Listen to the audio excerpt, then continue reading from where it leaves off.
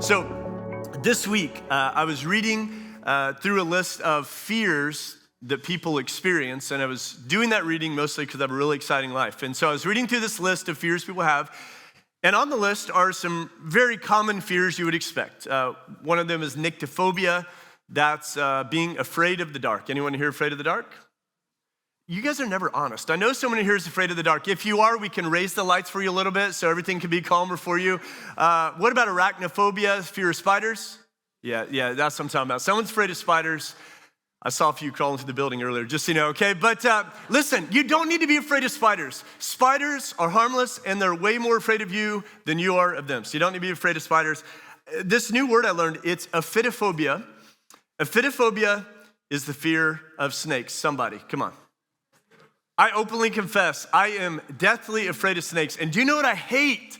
Is when people say to me, you know you don't need to be afraid because they're more afraid of you than you are of them. And that's not true. Like, I am so deathly afraid of snakes. I don't care if they're poisonous or not. They are out to get me. That is their plan and purpose, is to get me. And I will say this, if you're not afraid of snakes, I do not trust you at all, okay? So listen, there was really common fears on the list, but then some really obscure fears on the list, and I feel the need to share those with you, just a couple of them. Palatophobia, easy for me to say, is fear of bald people. Do not look around this room. It is a very scary place right now. I'm looking down. It's scary. Thossophobia, this is crazy. Thossophobia is the fear of sitting. We want to be very sensitive to your fears. So if you need to stand up at any time throughout this day, it's totally fine. We won't look at you like you're weird too much. Okay, this one's homilophobia. This is the fear of sermons. If you're afraid of sermons, you should leave right now. This is going to be the best timing for you to go ahead and leave right now. Last one, latrophobia. This one's very real and common. It's a fear of doctors. Anyone in here afraid of doctors? Yeah, you are. I'm afraid of dentists, but doctors, hate to scare you.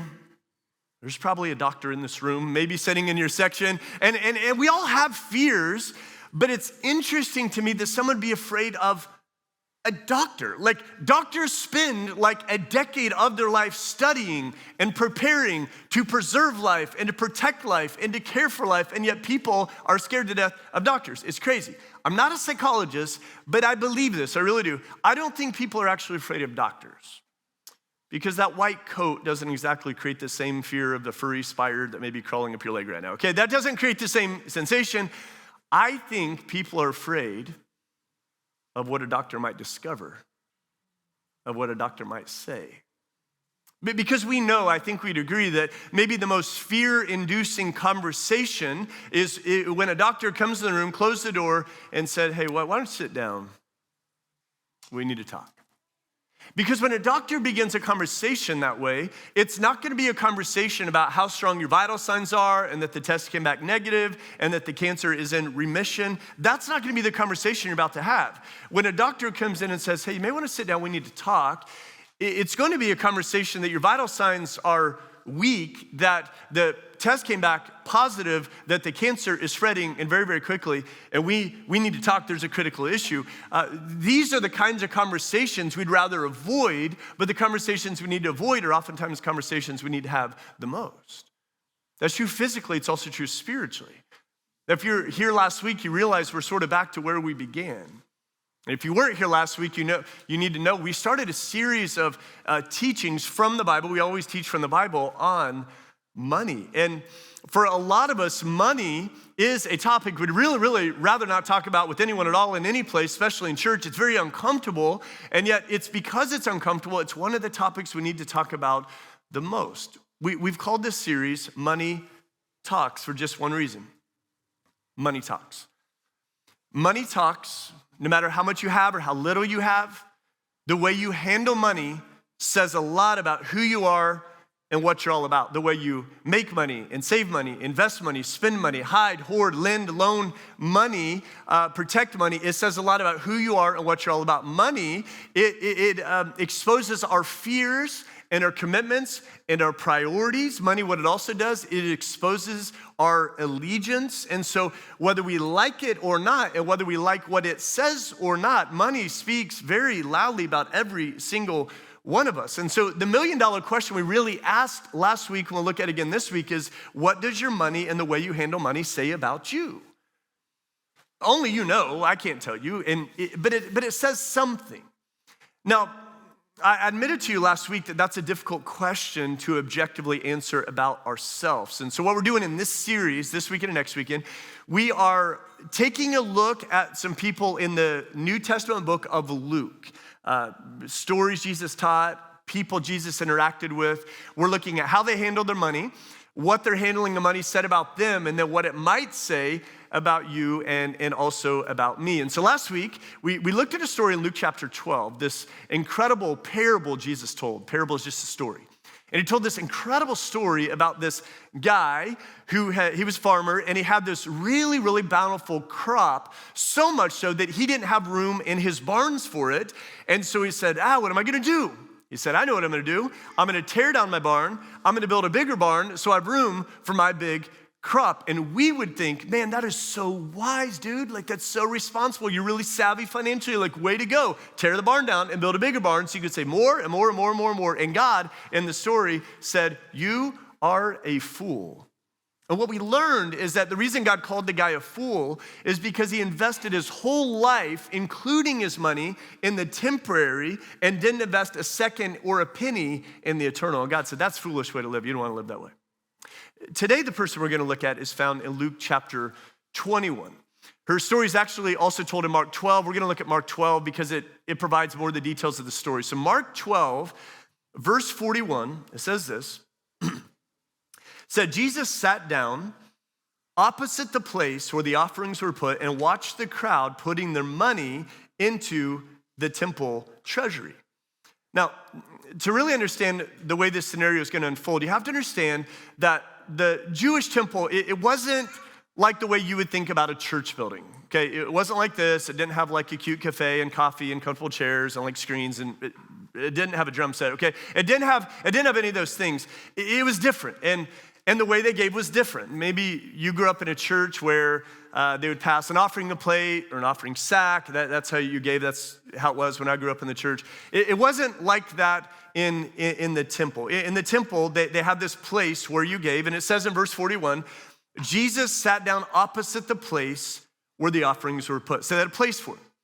And in the temple, in this place, they had 13 trumpet-shaped bronze receptacles, and that's where people gave.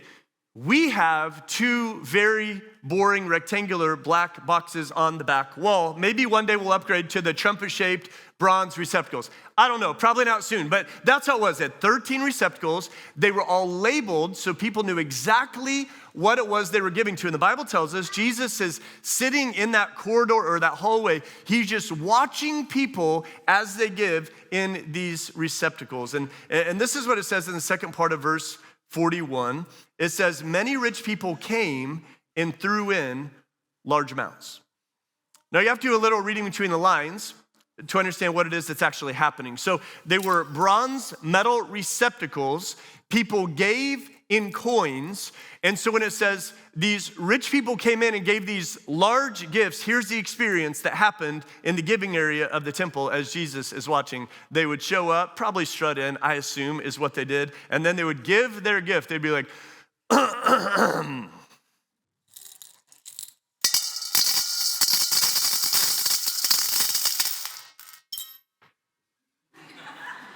make sure every penny was out. Now, I'm asking you as friends, please don't touch that money in between services. That is my retirement account, so please leave it there, okay? But you can imagine this would happen. I mean, they would come into, you think it's funny? I don't. They would come into this area, and they would throw these large offerings, and everyone in the room, everyone in the corridor was like, oh man, like, who is that? Who gave so much money? Who gave such a large offering? Oh, it's him, it was her, it was them, it's their family. They must be doing like really, really good. That's amazing. And so giving went from being this sacred act between a person and God to being this spectator sport. And that's what they intended it to be, by the way. They were not giving for an audience of one, they were giving for the applause of men and women. If you're a religious person in the first century and you wanted to impress people, the quickest way, the easiest way, the most common way is you just take your big offering into the corridor, you like launch it into one of those trumpet-shaped bronze receptacles, and you're gonna impress a whole lot of people. So rich people are giving these large gifts. The people were impressed, but Jesus was not impressed, at least by her, he was not. By them. Verse 42 says, but a poor widow came and put in 2 very small copper coins worth only a fraction of a penny. We know almost nothing about this woman. The only thing we know about the woman was told there in verse 42. We know she was a widow. We don't know how long she'd been a widow. It could have been she had been widowed that week. We don't know. She may have still had tear-stained face. She may have been a widow for years or maybe even decades, not sure. We just know she was a widow. We know that the one she loved the most and the one that loved her the most had died and she'd had to have a funeral and do all the arrangements. She was a widow. And the other thing we know about her is that she was poor. Don't know why she was poor. Maybe it was when her husband died, he didn't leave her anything. Maybe it was that she was so emotionally distraught that she was unable to provide for herself after the death of her husband. So she was very, very poor. Now, I find interesting that we're not given her name. That maybe, I don't know, but it may be that it's sort of because that's the role she played in society. No one else really knew her name either. She was just this poor widow. There wasn't really a place in society for her. No one would have paid attention to her. No one knew her. And so here she is. She's just this poor and lonely widow. And it's interesting, the text tells us that the people gave large gifts, but it didn't tell the amount. It just said some rich people came in and gave large gifts. They emptied their jar or their sack or the pockets or whatever it was. With this poor lady, it tells us exactly how much she gave. It said she gave 2 very small copper coins. Now this is interesting. Historically speaking, we know that these copper coins were called lepta. And lepta is a word that meant peeling. Meaning these coins were so small and so insignificant, they were barely even a shaving of metal. And so when she put both of those coins in the receptacle, you wouldn't have heard a sound. They were so small, they were so insignificant. Together, those coins were worth approximately 1/64th of a day's wages. Not significant at all. For the money counters there in the treasury temple, whoever did that, I don't know. Like, it would have seemed more of a hassle to even bother with counting these coins. That's how it would have seemed. And so the gifts of the rich people, it impressed the people. Her gift did not impress anybody. No one was looking at her. I'm guessing she wanted to slip in and slip out of the crowd as fast as she could. Maybe she was a little humbled, maybe even embarrassed, maybe even ashamed of what she felt like was this tiny little gift she put in the treasury there. And so none of the people would have been impressed by her, but the one who was impressed is the one who really matters. Verse 43 says this. It said, calling his disciples to him, he said, come on. Disciples, that's his friends and followers. He said, I tell you the truth, this poor widow has put more into the treasury than all the others. They gave out of their wealth, but she, out of her poverty, put in everything, all she had to live on. The disciples, they got to be stunned here. They're just kind of hanging out in the temple, maybe not sure what Jesus is doing. Kind of like, Jesus, like, why are you watching the people give? That's none of your business. Like, what are you doing? Like, I don't know. Like, but Jesus is there. He's watched people give, and all of a sudden he's like, hey, Peter, James, John, Andrew, gather up. I need to show you something. And they can tell he's excited, and he's exhilarated, he's impressed, and maybe they think, why is Jesus impressed? How do you impress Jesus, by the way? This guy walks on water.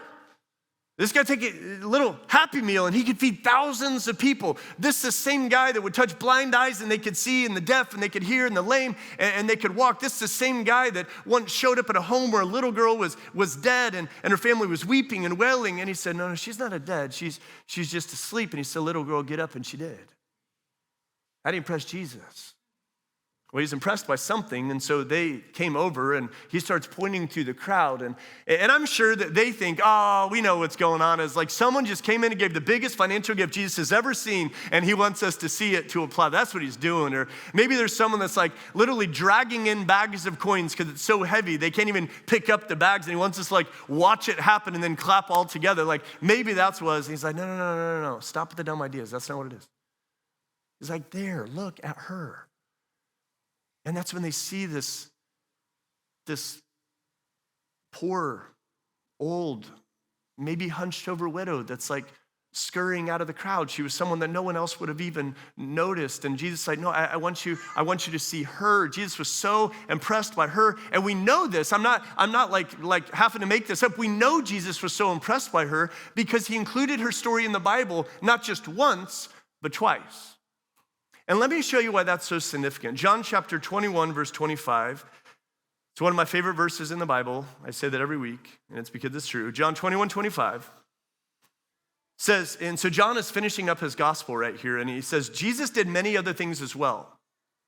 If every one of them were written down, I suppose that even the whole world would not have room for the books that would be written. Here's what John's saying.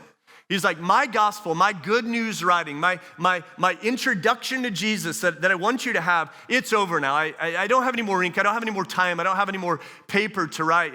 And so even if I would wrote everything down, all the books in all the world, there wouldn't be enough to write what Jesus did and what Jesus said. That means this, friends. That means there are sermons Jesus preached that are nowhere in the Bible to be found. That means there are miracles Jesus performed, breathtaking miracles, bringing people back to life, curing lepers, mending marriages, breaking addictions, sending evil spirits fleeing. There are miracles Jesus did that don't even show up in the Bible once because there's not enough room for it. And he included the story of this poor widow who gave these 2 coins, these 2 peelings of metal, not once, but twice. And the question we have to ask is why? There's something Jesus didn't want us to miss. He's like, if they miss it in Luke, then maybe they'll see it in Mark. If they miss it in Mark, surely they'll see it in Luke. I want them to know this. Here's what I think it is that he wants us to know, that giving is not about the amount, it's about the sacrifice. Because it'd be easy to look at this woman's gift and just be so dismissive. If we're honest, we would do that. If we were the ones maybe counting that treasury that day there in the temple, and we're like, there's all these large gifts and all these big checks and maybe this crypto that was given and all these big coins, and we're like, is that money? Is that money or those crumbs? Oh, those are lepta. We're not even gonna worry about the lepta. Like, we wouldn't even bother. We wouldn't even bother with it. And that would be the approach if it's the amount that matters most. Like, if it's the amount that matters most, Jesus wouldn't even have looked at the woman, let alone a second time. If it was the amount that matters most, Jesus wouldn't have included her story in Scripture one time, let alone 2 times. If it was the amount that matters most, he wouldn't have gathered up the disciples and been like, no, you gotta see this, you gotta see this. But it was the sacrifice that just captured the heart of God in Jesus. Now the word sacrifice is not there in that passage in Luke or Mark, and yet it's just jumping off the pages, because listen again what it said. It said, but she, out of her poverty, put in everything, all she had to live on. Did you catch the words? I think you did. All she had to live on. These are not coins that this lady just like rummaged through her coin purse on the way, and she's like, this, or she didn't just pull it out of her pocket. She didn't get it to the cup holder of her donkey when she showed up there at the temple. No, like this was all she had to live on. She had no emergency fund. There was no rainy day money. She had no 401k. Think about this, the craziness of this. When she walked into the temple that day, her net worth was 2 lepta. When she walked out of the temple that day, she had no net worth. Now, we, and anyone that knows anything about finances, and any financial advisor would be like, ma'am, hold on. That was a very dumb decision. Like, you should have invested that or saved that or like hid it underneath your pillow or done something with it. But you don't give everything you had, and yet it captured the heart of God. And it's just, in God's eyes, there are few things more beautiful than sacrificing because you trust him. Now, unfortunately, this kind of idea of sacrificing in this way, it really is mostly, not totally, but mostly a lost art, because we live in a culture where we do want to prepare well and we do want to invest. And so there are 401ks and there are IRAs and there are rainy day funds and there are, we need to have 3 months of expenses set aside. And it's all this. And so it just makes that sacrifice portion just sort of a lost art. And I'm talking to myself first, by the way. Hey, my wife and I, I've told you this before, and I'll tell you again because we want to be a good example to you. My wife and I are very faithful givers. Like, I get paid on the 5th and the 20th, and we get paid on the 20th. Like, we give more than 10% of all the month's income to this church, and then we have organizations and missionaries and friends. We support them. We never wonder or question about it. It's what we do every single time we make any kind of money from any kind of thing. That's what we do. And yet, though it's faithful and it's generous and it's regular, I'd probably be stretching to call it sacrificial. Now, there's sometimes places we don't go that other people go, and things we don't have that they have, and experiences we don't do that they do sometimes. But we have YouTube TV, we have Netflix, we have a beautiful home, we go on vacations, we drive a nicer car, we always have food on the table. And so I just don't know if I would call it sacrifice. See, here's the thing. Sacrifice, it's not a matter of how much is given, it's a matter of how much is kept. That's how you start measuring sacrifice. Richard Foster is an incredible writer. He writes on a lot of disciplines of living a life with Jesus. And he wrote this. He said, God's ownership of everything changes the question we ask in giving. Rather than how much of my money should I give to God, we learn to ask how much of God's money should I keep for myself. Now, make sure you hear this part. Maybe the most important part. I'm not suggesting that you go home and gather up everything you have and come and try to squeeze it into one of our black boxes. They're very, very small. It would not fit in there. I'm not saying let's go liquidate everything we have and we'll all give it next week and then we'll all live destitute on the streets together. That's also not what I'm saying. Not at all. What I am saying and wondering is I wonder what Jesus thinks as he observes us give to him. I do wonder that. Again, we don't give the same way they did.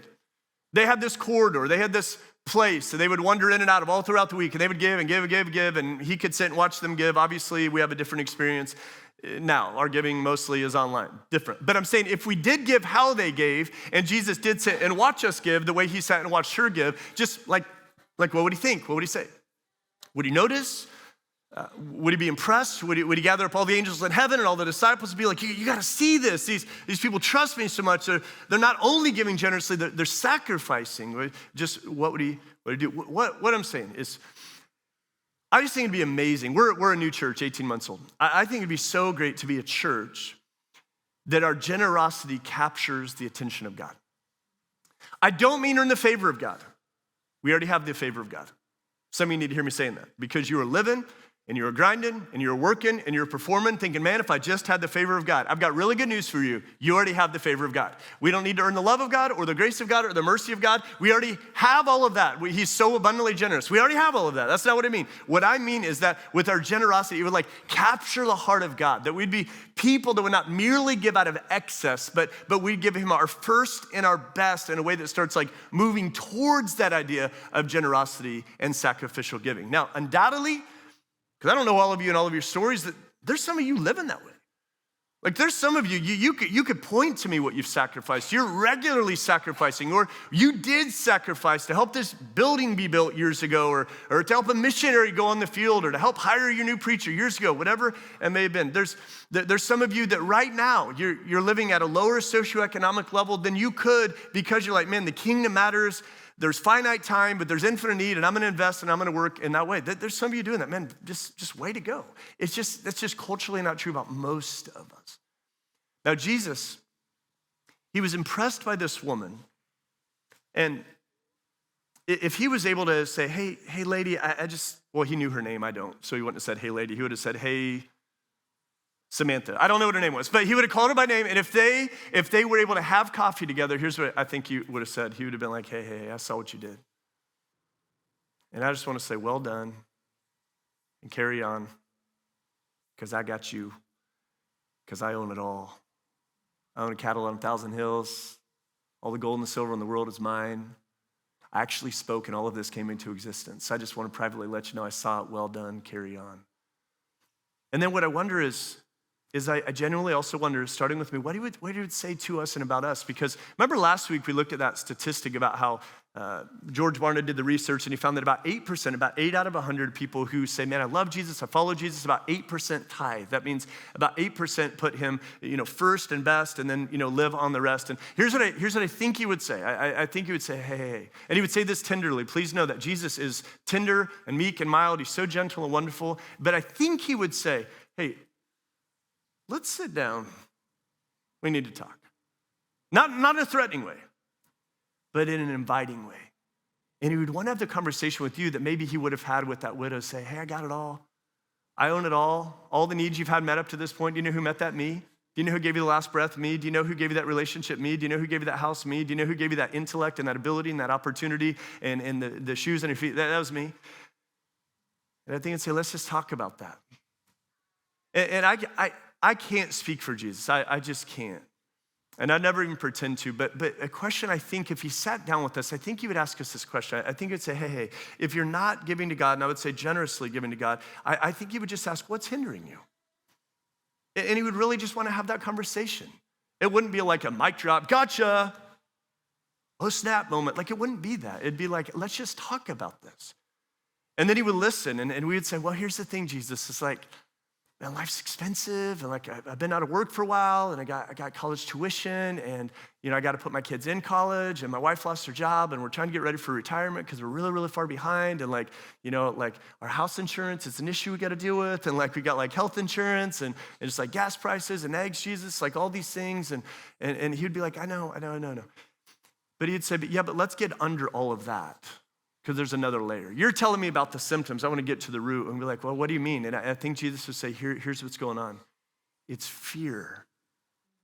We're back to we talked, it's fear. Fear, I've experienced this. Fear is the author of a question that goes this way, what if? And what and if are two seemingly insignificant words in our language, but when we bring them together and then we put a question mark at the end, what if, that is the most anxiety-producing, fear-ridden question in the English language, isn't it? Like, what if? For those of us that deal with anxiety and depression and angst, I mean, it's what if about back then or in the days ahead or today, it's like what if that like wrecks our souls. And you put that then in this situation, and what it becomes is like, what if? Like, what if I gave generously to God and then I can't make the car payment? What if I gave to God and I can't pay my college bill? What if I gave to God and the kids, won't be able to be on the team? What if I gave to God and I'm not ready in my 401k? What if? And it's just what if, and I'm telling you, it's a fear question. We could say, well, that's not why I ask what if, and I'd say, yes, it is. Fear is the motivator behind the what if question ultimately. It's why Jesus said in his teaching, hey, don't worry about tomorrow. Tomorrow's gonna have enough worries of its own. He said, hey, let's just focus on today. And here's the thing. If what if is the question that drives your personal finances in any way, shape, or form, you will never, ever, ever, ever, ever, ever, ever be able to give generously, let alone sacrificially to Jesus or to God, because when fear is reigning, there is no room for trust. Fear eliminates trust. And fear is so heavy and so big and so real, and so trust eliminates. And I think that's why, I think not coincidentally, the Bible says 365 times, fear not. Doesn't Jesus know us really well? He's like, let me just say it once for every day. Fear not. I'm telling you because I've experienced it, because for most of my life I was not a generous giver, like growing up and a kid and all that. Like generous giving, especially sacrificial giving, it is an issue of trust. We just finished this series last week or 2 weeks ago called Not by Sight. And our whole idea was that as people that walk with God, we are to live by faith, not by sight, because the Bible says without faith it's impossible to please God. Now, to live by faith, not by sight, requires what? It requires an incredible amount of trust, and that's why it's so incredibly difficult. People that live faithful lives, if they're really living faithful lives, are not like, this is so easy, like I just do it all the time. Like it's not easy, like living by faith and not by sight. It requires trust, that we have to trust who he is, and what he's done, what he's capable of doing, and what he says he'll do. And we have to trust that he's pursuing us and he'll provide for us and he'll protect us. It's trust. That's why God's like, fear not, fear not, fear not, fear not, fear not. When it comes to generosity, to God, it's so easy to get wrapped up in what if. And there's no answers to that question. But for just a moment, I want to focus on a different what if question, just for a moment. And it's what if everyone who knows they're loved by God? What if everyone who said, man, I live for Jesus, what if everyone that lived for Jesus said, you know what, from this day forward, I'm just gonna trust him with every part of my life, including my finances? What if? Well, there's actually some answers to that question. Listen to this. Christian financial counselor Dave Ramsey, some of you know who he is. Some of you are disciples of his. Some of you are fanatics of his and you need to stop. But Dave Ramsey says this. He's like, if all Christians started tithing, meaning giving God the first and the best, he said there'd no longer be need for welfare in North America. In 90 days, there'd be no existing church debts. In 90 days, the entire world would have the opportunity to hear the gospel because there'd be so much resource to invest in all these opportunities and strategies. Isn't that amazing? Like, those are the fun what if questions. I know it's very, very idealistic and in many ways unrealistic, but I think it's amazing to think like, oh my gosh, like we're so generous that we have to build a community to think about more ways to partner with more people, to take more trips and take care of more widows and more orphans and meet more needs. And it's just an amazing way to think. There was another researcher, I don't know how they came up with this number, so don't ask, but one statistic said that if every Christian in America, people that say they follow Jesus, gave him the first and the best, that there'd be another $219 billion a year available to carry out God's work. That means this, that every man, woman, and child would have their thirst quenched and their belly full and would receive a solid education and have a reliable, safe house to live in. Everyone would be able to receive the medical attention they need and deserve. And that's the what if I think we should dwell on as people that love Jesus. Now, we can't get there overnight. And we can't make decisions for other people, and we can't affect what other churches and congregations and groups of people do. But we can look in the mirror, we can look at ourselves and decide. And that's why we arrived at this whole idea as a church of doing this 90-day giving challenge as an opportunity to grow up in our faith, to grow up in our trust. And we put a card on each one of your seats. I'll talk about the card in a minute, but here's the graphic of the card. I'm not gonna exhaustively talk through it. I did that last week, but a couple things. All of us are being equally challenged because all of us are represented somewhere on this card. And so all of us, so there's some people that give nothing ever. We don't need to do a raise of hands on any of these. You give nothing ever, and that could be you were hurt by the church. Church hurt is the worst hurt. I've experienced it. It could be that you've hurt by the church and you're like, man, I'm not trusting anyone that works at a church, anyone that even goes to a church. But now you're trying out church again. We're glad you're here. It could be that you haven't learned that God owns everything and he's just entrusting you with some of what is his. It could be that you're just in a lot of debt. It could be you're not making much. It could be that you just have greater priorities. Whatever it is, nothing ever. Some people give something sometimes, and that means just kind of randomly or impulsively, you put in 20 or 50 or 100 or 10,000 because you got a great tax return or bonus at work, but there's no rhythm to it, no rhyme or reason. It's just kind of something sometimes.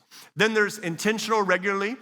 And these are people that have chosen an amount, and we give this amount on a regular basis, however you decided that amount, and it's weekly or monthly or yearly or every single decade. I've never met a person that gives once a decade, but if you do, man, that's awesome. That's great. But it's intentional regularly. And then the final level is generous always. And I put 10% next to that because remember in the Old Testament, God had said, hey, you're gonna give me your first and your best. And so offerings are above a dime out of every dollar. So we're all on this chart somewhere.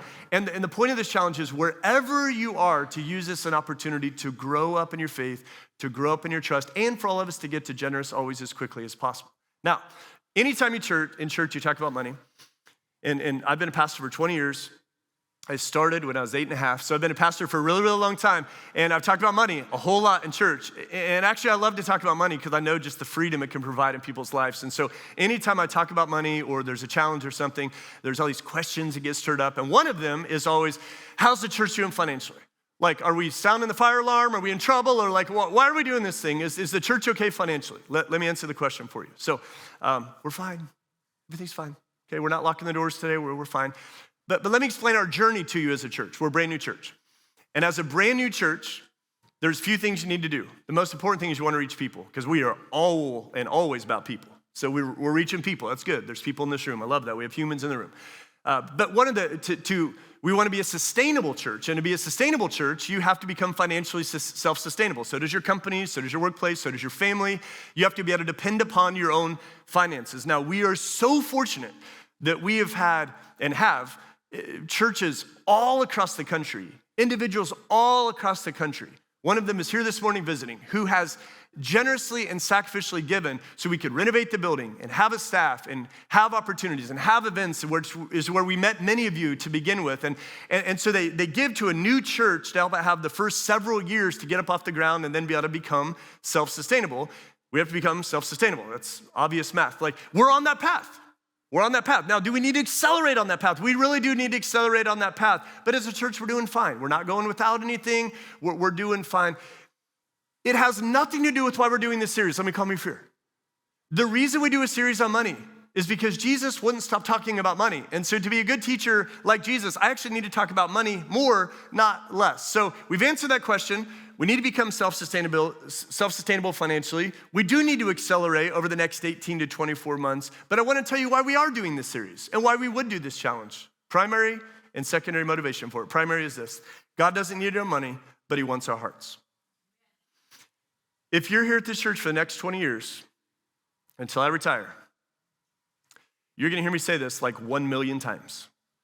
God doesn't need our money, but he wants our hearts. And here's why I will say it over and over and over and over and over and over again. Because we are inclined to believe a lie that we can give God everything in our life and not let him have anything to do with our finances. And please hear what I called it. It is a lie. That is a lie. It is a lie we tell ourselves because we love money, okay? I'm just being totally raw and real with you. We tell ourselves that lie because we love money. We're like, yeah, but it's like me the first 22 years or so of my life. It's like, God, look at all I'm giving you. And he's like, I see your money back there. And I'm like, oh, shoot, you saw that? And it's like, I love money. I like doing stuff with money. I like making more money. And so we've got to make everything in our life available to him. Maybe for you it's time. Maybe it's talent. Maybe it's energy. Maybe it's abilities. Maybe it's your relationships. For most people, it's money. That's what grips our hearts the tightest, and it's what we grip the tightest with our hands. And so we want to make everything available to God. So when God first taught his people to tithe in the Old Testament, built the relationship out, he said, here's the way it's going to go. And remember, it wasn't a negotiation. It was a monologue. He was like, so here's the thing. I've given you everything, and you're going to give me the first 10% back. And let me make it simple for you, children. Every dollar I give you, you're going to give me a dime. Do we all understand that? And they were like, yes, God, we all understand that. And it's like, not if you feel like it, but you're going to do it. And so he built that out. But here's what I love.